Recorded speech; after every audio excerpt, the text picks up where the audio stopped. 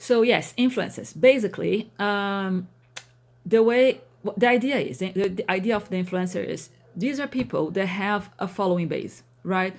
So whatever they post, people that follow them copy or part of them. I mean, if you get so they might want. It's like when you were in school, whatever the cool kid wears, the other kids want to wear, or if anything like that.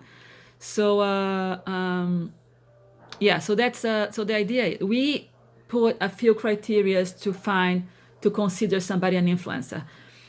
We use 10. The person has to have at least 10,000 followers. For us it worked quite well, a good base.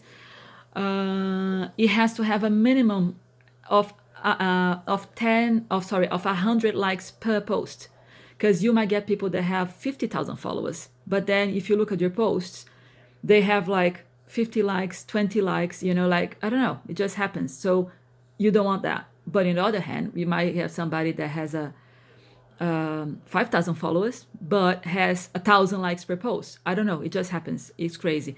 Average is people that have 10,000 followers usually have 100 likes per post, usually.